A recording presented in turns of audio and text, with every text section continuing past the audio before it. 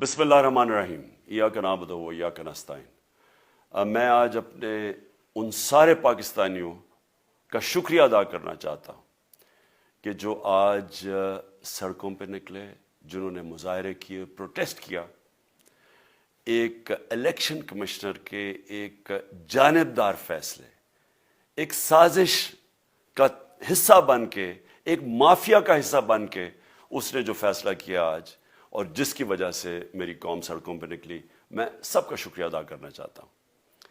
پہلے تو میں اپنی قوم کے سامنے یہ رکھنا چاہتا ہوں یہ کیا فیصلہ ہے، یعنی یہ توشہ خانہ کیا چیز ہے۔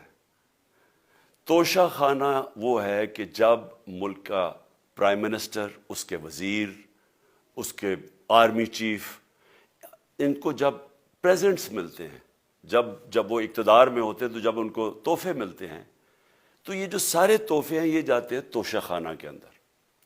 ایک پورا ریکارڈ ادھر قائم کیا جاتا ہے۔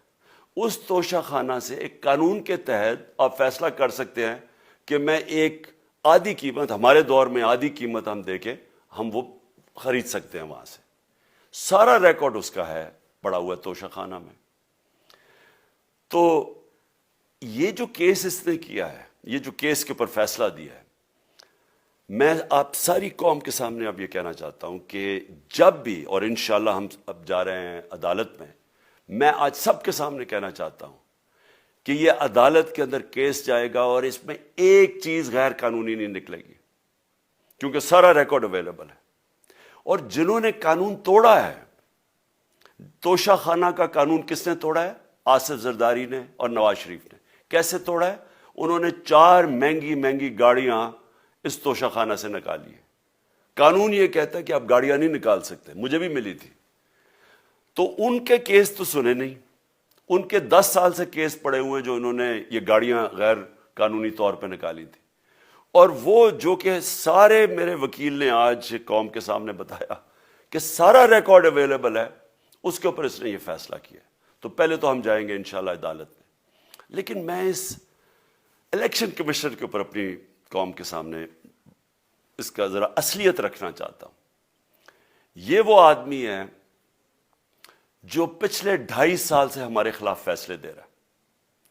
8 یا 9 دفعہ اس نے ہمارے خلاف فیصلہ دیا، ہم عدالت میں گئے اور عدالت نے اس کے فیصلے اوور ٹرن کر کے ہمارے حق میں فیصلے دیے، کیونکہ اس کے جو فیصلے تھے وہ غیر جانبدار نہیں تھے۔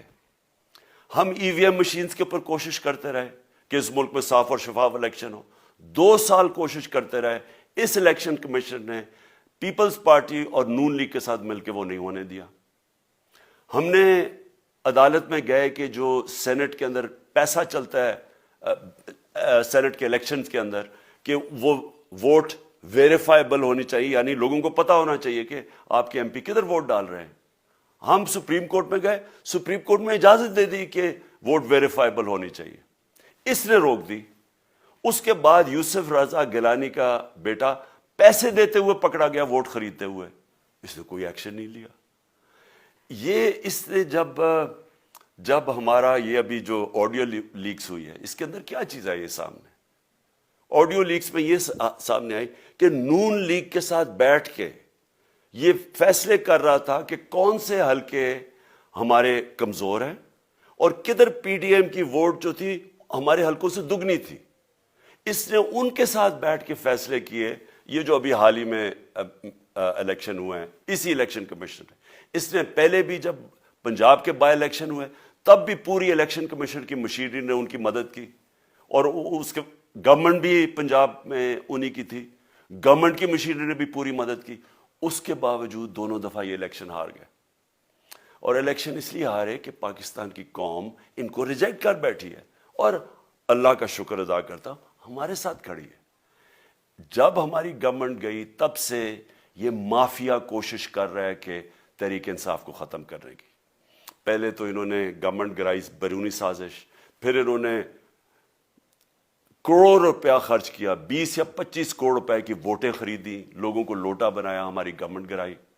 اس کے بعد جب ہم نے مظاہرہ کیا، پرامن مظاہرہ، آئین اور قانون میں رہتے ہوئے، ہمیں آئین اجازت دیتا ہے پرامن احتجاج کرنے کی، ہم نے پرامن احتجاج کرنا تھا۔ انہوں نے جس طرح ایک بیرونی جو آج بھی وہ سائفر اویلیبل ہے جس میں واضح ہے کہ ان کو باہر سے مل کے انہوں نے ایک گورنمنٹ گرائی تھی. سب کو پتہ ہے سندھ ہاؤس میں 25 کروڑ روپیہ چلا اور گورنمنٹ انہوں نے گرائی. اس کے اوپر مظاہرہ ہم نے کیا 25 مئی کو. انہوں نے جس طرح کا ظلم و تشدد کیا ہمارے اوپر پاکستان کی تاریخ میں ایسے کبھی نہیں ہوا. عورتوں بچوں کے اوپر دیکھ رہے ہیں فیملیز, انہوں نے شیلنگ کی, گھروں میں گھس گئے رات میں, جو پنجاب پولیس کو انہوں نے استعمال کیا, اور انہوں نے سمجھا کہ پارٹی کراش ہو جائے گی. پھر بھی نہیں ہوئی. پنجاب کے بائی الیکشن ہار گئے. پھر انہوں نے میرے اوپر کیسز کرنے شروع کر دیے. کبھی عدالت میں ایک کیس ہوتا, کوئی 24 FIR ہے میرے اوپر. دہشت گردی کا میرے پہ کیس کر دیا. کیا کیس تھا؟ ساری دنیا میں رپورٹ ہوا وہ کیس. کیس کیا ہے کہ عمران خان کہہ رہا ہے کہ ریمانڈ پہ بھیجنے کے لیے ایک جس کے اوپر تشدد ہوا ہے, کسٹوڈیل ٹارچر ہوئی ہے شہباز گل کو, کہ ہم قانونی کارروائی کریں گے. اس کے اوپر دہشت گردی کا کیس کر دیا. تو پوری کوشش کرتے رہے نہ کسی طرح اس کو, کیونکہ میچ میں تو آپ کھیل نہیں سکتے تھے, تو عمران خان کو میچ سے نکال دو باہر. یہ شروع سے ان کی کوشش تھی. پتہ ان کو چل گیا کہ عوام آ گئی ہے کھڑی ہو ہمارے ساتھ. بڑے میں جلسے ہوئے ہیں, کبھی اتنے بڑے جلسے ہوئے ہی نہیں پاکستان میں. اور پھر یہ جو ابھی جو الیکشن ہوا ہے اس کے اندر پوری پلاننگ کرتے, ایک کینڈیڈیٹ کھڑا کر کے پھر بھی ہار گئے. تو یہ مجھے پہلے ہی پتا تھا کہ انہوں نے اس کا رزلٹ کیا آنا ہے. میری ساری پارٹی کو پتا ہے, میں نے ان کو واٹس ایپ کیا, اپنے سارے لوگوں کو بتایا. مجھے کل رات میں نے سب کو بتا دیا کہ اس نے ڈسکوالیفائی کرنا ہے, کیونکہ یہ اس سازش کا حصہ ہے, یہ مافیا کا حصہ ہے. اور مافیا کیا کوشش کر رہی ہے, یہ ذرا ساری قوم سن لو. جو پاکستان کی سب سے بڑی پارٹی ہے, جو فیڈرل پارٹی ہے, باقی پارٹیز تو اب صوبائی پارٹیز رہ گئی ہیں, چھوٹی سکڑ کے ہو گئی ہیں فیملی پارٹیز. جو سارے ملک کے اندر ایک فیڈرل پارٹی ہے, اس کو ختم کرنے کی کوشش کر رہے ہیں. اور یہ میں پھر سے اس ملک کی تکلیف دے جو ہمارا تاریخ کا حصہ تھا, جب ایسٹ پاکستان ہمارے سے علیحدہ ہوا, کیا ہوا تھا؟ جو پارٹی کو سب سے بڑا مینڈیٹ ملا اسی پارٹی کو ختم کرنے کی کوشش کی. ملک کا جو ہوا وہ تاریخ کا حصہ ہے. یہ پھر کوشش کر رہے ہیں کہ ایک پارٹی جو ساری فیڈریشن کو اکٹھا رکھ سکتی ہے, اسی پارٹی کو ختم کرنے کی کوشش کر رہے ہیں کہ جناب عمران خان کو کسی طرح ڈسکوالیفائی کرے اور پھر الیکشن ہو. اور پھر مجھے اور نواز شریف کو ایک ہی طرح دکھایا جا رہا ہے کہ اچھا جی عمران خان بھی ڈسکوالیفائی ہو گیا تو نواز شریف بھی ہو گیا. نواز شریف اس ملک کا بڑا مجرم ہے. 30 سال سے چوری کر رہا ہے اس ملک کا پیسہ باہر. بڑے بڑے محلات ہیں اس کے اور اس کے بچوں کے باہر. ایک رسید نہیں دکھا سکتا کہ پیسہ کدھر سے آیا. میں نے کرکٹ کھیلتا تھا تو میں نے ایک فلیٹ خریدا. میں تو پبلک آفس ہولڈر بھی نہیں تھا. 34-35 سال پہلے میں نے فلیٹ خریدا جب کرکٹ کھیلتا تھا. اس کے باوجود میں نے 8 مہینے عدالت کے اندر ایک ایک رسید بتائی کہ مجھے کدھر سے انکم آئی, کدھر سے آمدنی آئی, اور باہر سے حلال کے پیسے کی جو میں نے جو خرچہ جو خریدا فلیٹ, اس کو جب بیچا بینک کے تھرو پاکستان میں پیسہ لے کے آیا, اپنے ملک میں پیسہ لے کے آیا. اس کی بھی منی ٹریل تھی. عدالت نے مجھے صادق اور امین کہا, اور مجھے مقابلہ اس آدمی سے کر رہے ہیں جو اربوں روپے کی پراپرٹیز لے کے بیٹھا ہوا ہے. کبھی کوئی جھوٹ بولتا ہے کہ جی مجھے قطری کھاد کے جی قطری نے پیسے دے دیے, کبھی وہ کہتا ہے یہ ہیں وہ ذرائع, وہ فیل ہو جاتا ہے. وہ بیٹی کہتی ہے میرے لندن تو چھوڑو پاکستان میں کوئی پراپرٹی نہیں, اور پھر پراپرٹی نکلا. یعنی جو بتا ہی نہیں سکتے کہ اس ملک سے باہر اربوں روپے کی پراپرٹیز ہیں, اور اس کو اور میرے ساتھ کر رہے ہیں کہ جی اب دونوں ڈسکوالیفائی ہو گئے. اور جو سب سے شرمناک چیز کیا ہے کہ جس آدمی کی ساری پراپرٹی سب پاکستان سب ڈکلیئرڈ اپنے نام پہ, اس کو ڈسکوالیفائی کر رہے ہیں, اور یعنی میچ سے باہر رکھنے کی کوشش کر رہے ہیں. اور کن کو اس ملک میں بچایا جا رہا ہے؟ اس ملک کے بڑے بڑے مجرم جن کے اوپر اربوں روپے کے کیسز ہیں, وہ آ کے پہلے تو ان کو سازش کے تحت ملک پہ بٹھایا جاتا ہے, پھر وہ قانون اسمبلی میں بیٹھ کے نیب کا قانون چینج کرتے ہیں اور 1100 ارب روپے اپنا معاف کروا لیتے ہیں. قوم جب نیچے پسی ہوئی ہے آج مہنگائی میں، بے روزگاری میں، 6 مہینے میں انہوں نے ملک کدھر سے کدھر پہنچا دیا ہے. آج دنیا کہہ رہی ہے کہ پاکستان قرضے نہیں اپنے واپس کر سکتا، ہمارے بانڈز کریش کر گئے ہیں، ہماری انڈسٹری نیچے جا رہی ہے، ہمارا فورن جو پاکستان میں ڈالرز آنے تھے ایکسپورٹس بھی نیچے جا رہی ہیں، ریمیٹنس بھی نیچے جا رہی ہے، ملک کی دولت کم ہو رہی ہے، گروتھ ریٹ نیچے چلی گئی ہے، کسان علیحدہ سڑکوں پہ نکلے ہوئے ہیں، ٹیکسٹائل انڈسٹری وہ 20% بند ہو گئی ہے. 6 مہینے میں وہ پاکستان کو یہاں لے کے آئے ہیں اور اپنے صرف پیسے بچا رہے ہیں، صرف آ کے اپنی چوری بچا رہے ہیں.